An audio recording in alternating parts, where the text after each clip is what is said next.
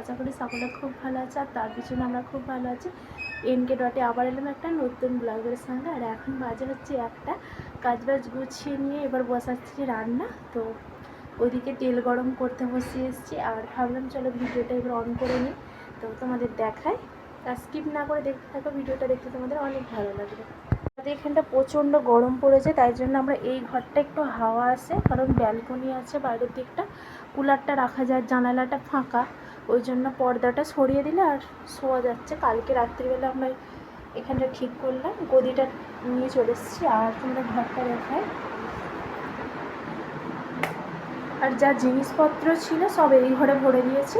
এটা ফ্রিজটা, এখানে ওই খাবার রাখার ওই এটা টেবিলটা, আর এখানে ওয়াশিং মেশিন। কিন্তু আলমারিটা খুলতে একটু অসুবিধা হচ্ছে, কী আর করা যাবে।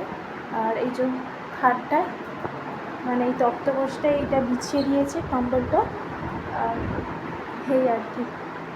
চলো এবার রান্নাঘরের দিকে যাই। আর রান্নাঘরে এই যে আমি আগে মানে গোসল করার আগে আমি ভাতের চাল, তারপর হচ্ছে ডিমটা ফাটিয়ে রেডি করে, আলু কেটে, পেঁয়াজ কেটে, আদা রসুনের পেস্ট বার করে, ধনিয়া পাতা সব বার করে রেখে গিয়েছিলাম। আর এখন দিয়ে দেবো হচ্ছে, এই তেলটা যেহেতু হয়ে গেছে, তো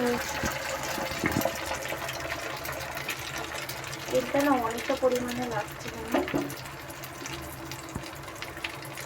ফাটিয়ে নিয়েছি। এবার ভেজে নিচ্ছি, কারণ এই ডিমটা দিয়ে দিলাম, এবার উল্টাবে একটুখানি হয়ে যায়, তারপরে নাহলে আবার ভেঙে যেতে পারে। ডিম দিয়ে আলু দিয়ে রান্না করবো, আর এই রান্নাটা আমার খুব ভালো লাগে খেতে।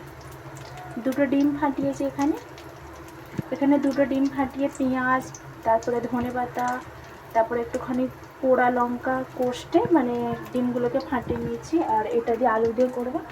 দুটো ডিম আছে ওখানে, তো ভালো লাগে খেতে, খুব সুন্দর লাগে। এখানে ভাত হচ্ছে।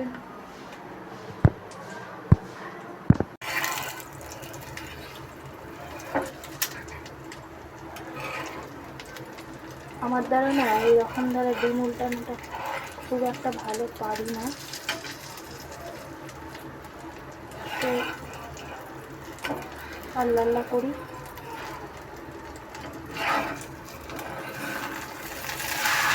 এই হয়ে গেছে, গাছ অনেকটা একটু একটু ধরে গেছে, বলতে একটু লাল হয়ে গেছে। এবার না আমি ডিমগুলোকে একটু পিস করে নিচ্ছি, কারণ এত বড় বড় তো তরকারিতে দেওয়া যাবে না, তাই জন্য।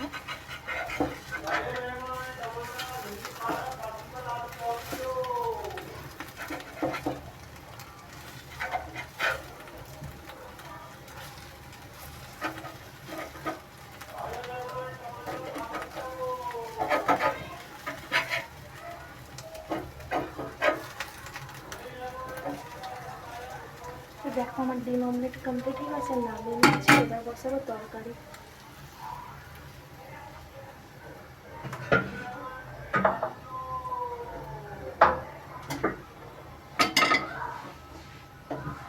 হাত পুড়ে যাবে যা, তবু কিন্তু গ্যাস ময়লা হওয়া যাবে না, তাই না গাই? আমার মতন কে কে আছে এরকম, যে অল্প ময়লা হলেই গ্যাস পরিষ্কার করতে লেগে যায়।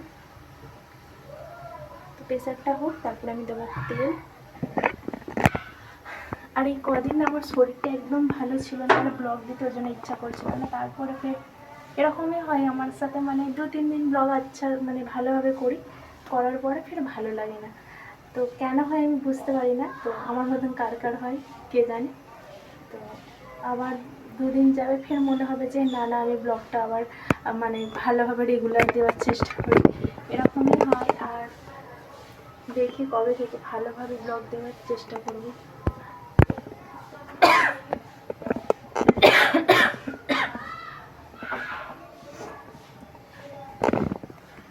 আর এদিকে না প্রেসার কুকারটা হয়ে গেছে, একটু তেল দিয়ে দিই।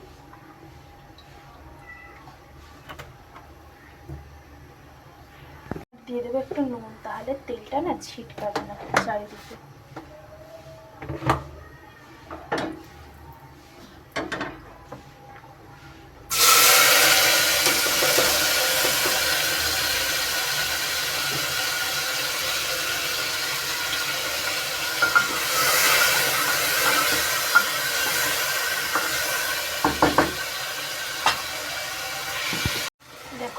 একটু লঙ্কা গুঁড়ো, একটু হলুদ গুঁড়ো আর হচ্ছে দুটো তেজপাতা দিয়ে একটু কষবো, তারপর পানি দেবো।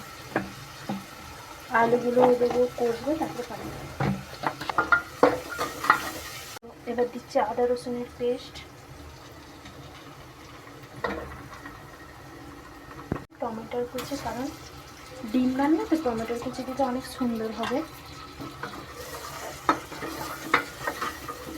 তো এবার দিয়ে দিচ্ছি আলু। আমার পেঁয়াজটা ভালোভাবে গলে গেছে আর টমেটোরও গলে গেছে। আলুটা দিয়ে একটুখানি কষবো, তারপরে পানি দেবো। গাইস দেখো আমার কষা হয়ে গেছে কমপ্লিট। তারপর দিয়ে দিচ্ছি পানি,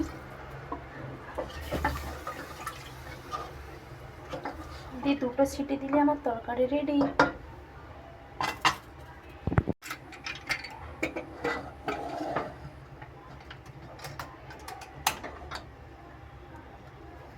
এবার সিটিটা উঠো আর আমি একটু বসে গিয়ে গাইস এবার চলো, এবার আমি কাপড় জামাকে শুকাতে দিয়ে দিই।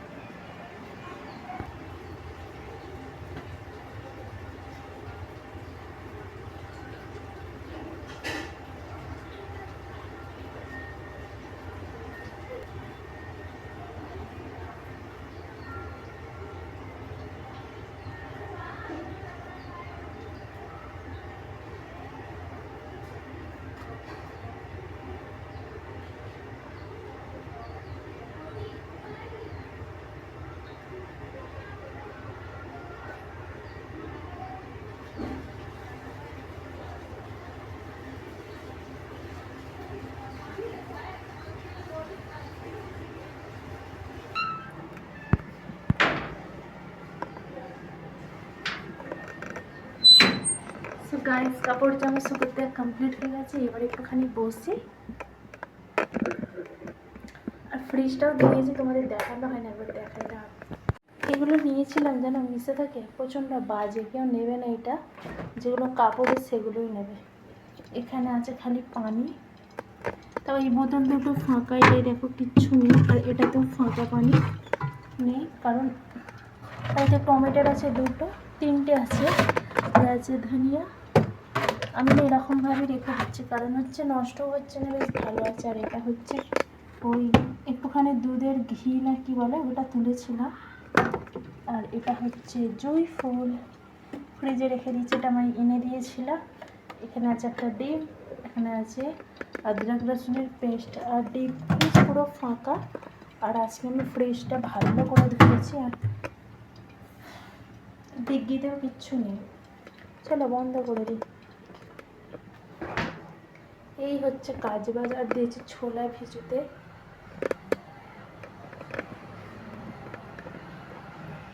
তো চলো একটু বসি। গাইস দেখো অনেকক্ষণ ধরে সিটি উঠছে, দুটো হয়ে গেছে, এবার বন্ধ করে দিই।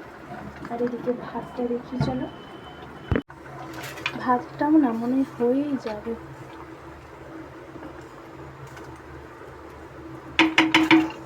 চলো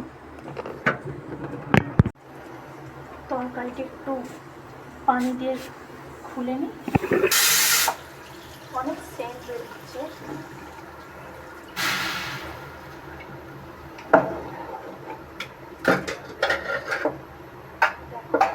কি সুন্দর তরকারিটা আমার হয়ে গেছে। তো এবার দেবো হচ্ছে ডিম। গাইস তোমাদের দেখায় আমার তরকারিটা কেমন হয়েছে। দেখো একদম লাল লাল, কি সুন্দর হয়েছে তরকারিটা, আর অনেক সেন্ট হচ্ছে। এর মধ্যে দিয়ে দেবো ডিমগুলো।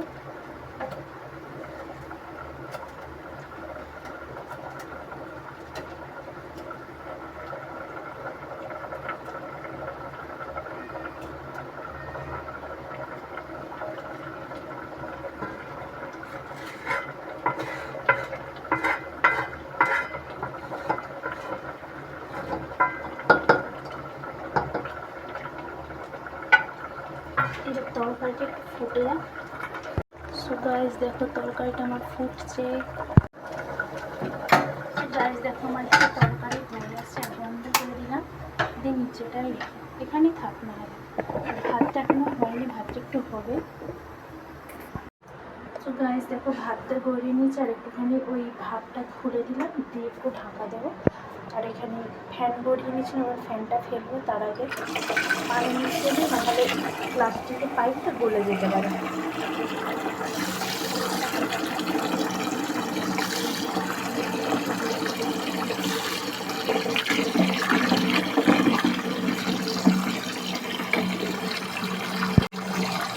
এরকম করে করে পানিটা পড়ে, তাহলে আর পাইপটা গড়েও না, মানে এরকম করে করে পানিটা পড়ে, আসাম পানিটা পড়ে যায়, আর তাহলে পাইপটাও গড়বে।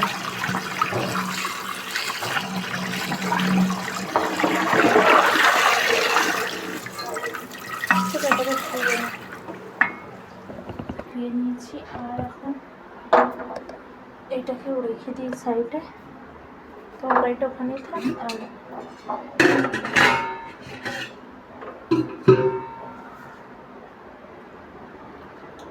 চলো রান্নাঘরে আপাতত হলো। এখন বাজে হচ্ছে 1:38, আর অনেক টাইম আমার কাছে।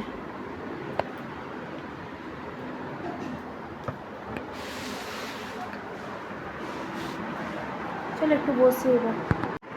সো গাইস দেখো এখন বাজে 3:52, আর আমরা এখন খেতে বসছি। এই যে ডিম দিয়ে আলু দিয়ে রান্না করেছিলাম যেটা, ওটাই এখন খেতে বসেছি। এটা আমার ভাত, চলো খাই।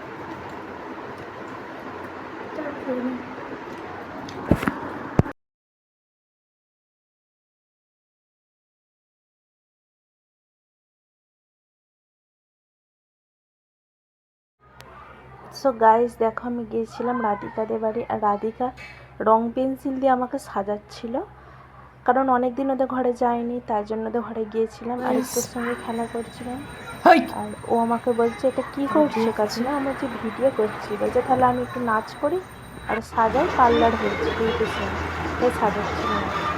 আর এটা হচ্ছে আমাদের বাড়ি নিচেটা, ঘুরছিলাম ওর আমি মিলে, কারণ কাজকর্ম হয়ে গিয়েছে। সো গাইস ভিডিওটা এই পর্যন্ত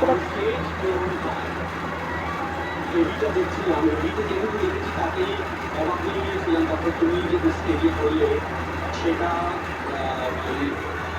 আনবিলিভেবল, এত এত ভালো, হ্যাটস অফ টু ইউ, দারুণ।